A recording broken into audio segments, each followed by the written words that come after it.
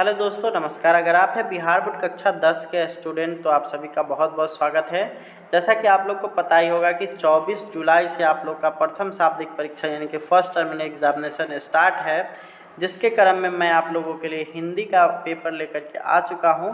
अगर आप लोग ये सारा पेपर देख करके जाते हैं तो आप लोग का एग्जामिनेशन बिल्कुल सही ढंग से जाने वाला है।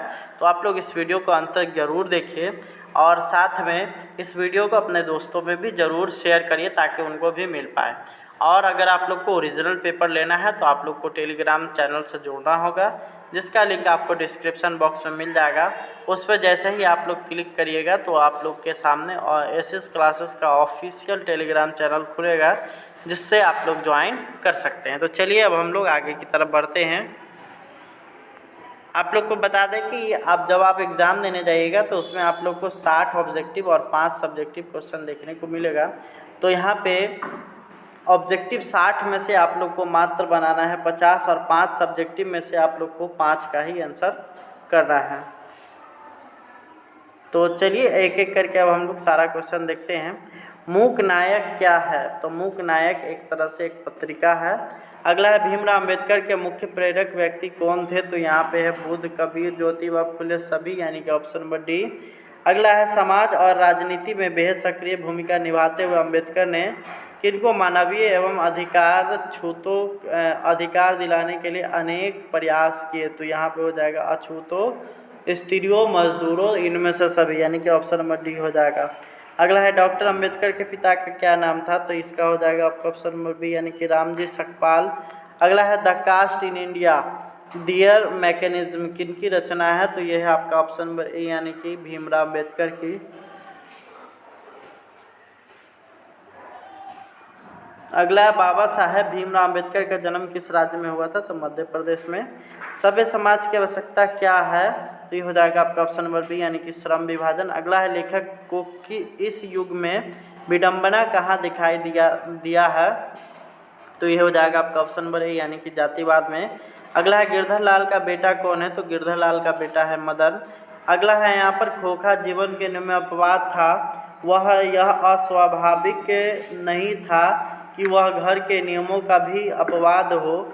यह गद्यांश किस पाठ का है? तो यह है आपका ऑप्शन नंबर ए, यानी कि विष के दांत।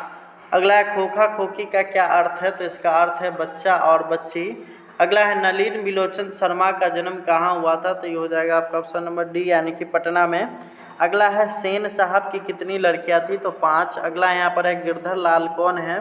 तो मदन का पिता, यानी ऑप्शन नंबर बी। अगला है किसके अनुसार सेनों के सिद्धांत ने बदल दिया था?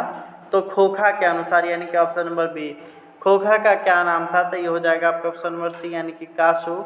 अगला है मैक्स मुलर की दृष्टि में सर्वाधिक संपदा और प्राकृतिक सौंदर्य से परिपूर्ण कौन सा देश है? तो ये हो जाएगा आपका ऑप्शन नंबर सी, यानी कि भारत। अगला यहाँ पर है वारेन हेस्टिंग कहाँ का गवर्नर जनरल था? तो ये हो जाएगा आपका ऑप्शन नंबर ए, यानी कि भारत का। अगला हितोपदेश का जर्मन भाषा में किसने अनुवाद प्रकाशित किया था? तो हितोपदेश की बात किया जा रहा है, तो ये भारतेंदु हरिश्चंद्र के द्वारा। आगे की तरफ हम लोग बढ़ते हैं। अगला सवाल यहाँ पे आ रहा है, मैक्स मुलर के अनुसार वह कौन सा देश है जो हकर्स जैसे अनेक वनस्पतियों का अनायास अपनी ओर आकृष्ट कर लेता है? तो ये हो जाएगा आपका ऑप्शन नंबर सी, यानी कि भारत और नेपाल। अगला है प्लेटो और कांट का अध्ययन करने वाले यूरोपियन लोगों का मन योग्य देश है? तो ये हो जाएगा आपका ऑप्शन नंबर बी, यानी कि भारत। अगला है गुरु नानक का जन्म कब हुआ था? तो 1469 में। अगला है नानक की दृष्टि में ब्राह्मण का निवास कहाँ है? तो ये हो जाएगा आपका ऑप्शन नंबर डी, यानी कि सच्चे हृदय में। अगला है राम नाम बिनु बिरथे जागी जन्मा किस पर बल देता है? तो ये हो जाएगा आपका ऑप्शन नंबर डी, यानी कि सच्चे हृदय से राम नाम के कीर्तन में। अगला है जो नर दुख में दुखी नहीं माने किसकी रचना है? तो ये हो जाएगा आपका ऑप्शन नंबर बी, यानी कि गुरु नानक की। अगला हम लोग देखेंगे तो यहाँ पर है गुरु नानक जी किस धारा के प्रमुख कवि थे? तो ये हो जाएगा आपका ऑप्शन नंबर बी, यानी कि निर्गुण धारा के। अगला है रसखान के रचना काल के समय किसकी राज्य था?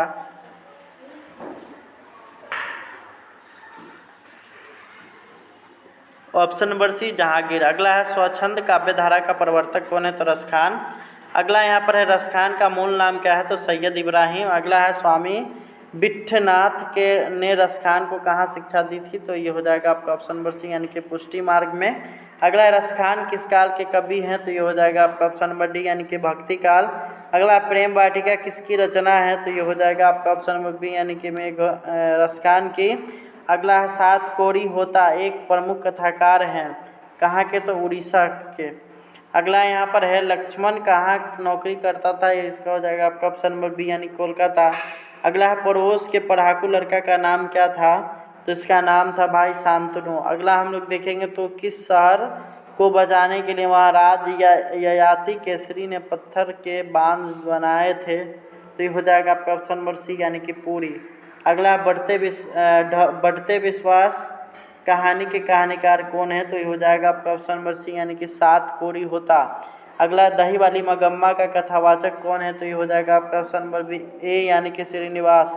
अगला है मगम्मा क्या बेचती थी? तो ये हो जाएगा आपका ऑप्शन नंबर ए यानी कि दही। अगला है मगम्मा की बहू का नाम क्या था? तो ये हो जाएगा नजम्मा यानी कि ऑप्शन नंबर बी। अगला हिंदी में हर्षव शब्द कितने हैं? तो हर्षव की बात किया जाए तो इसका हो जाएगा आप लोग का 3। अगला हम लोग देखेंगे तो चौ का उच्चारण स्थान क्या है?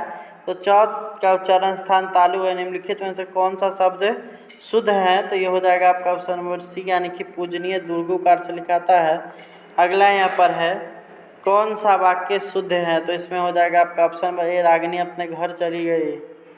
अगला हम लोग देखेंगे तो यहाँ पर है आप लोग का अगला यहाँ पर है मैंने देखा वाक्य की क्रिया किस काल की है? तो ये हो जाएगा आपका ऑप्शन नंबर बी यानी कि संदिग्ध भूत।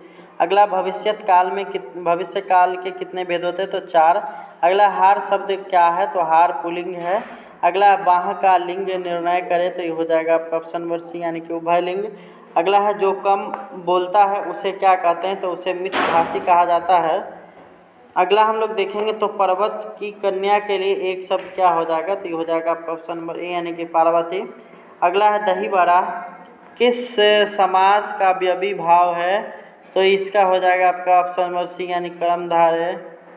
अगला है देव कन्या में कौन सा समास है? तो देव कन्या में आप लोग का समास है तत्पुरुष।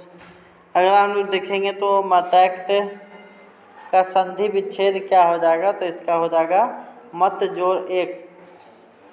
तो इसका हो जाएगा मतैक्य।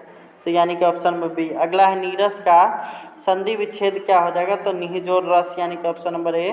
फूक फूक पर पैर रखना का क्या अर्थ है? तो इसका मतलब है सोच विचार करके चलना यानी ऑप्शन नंबर सी। अगला है अधजल गगरी छलकत जाए एक प्रसिद्ध क्या है? तो ये है आप लोग का कहावत।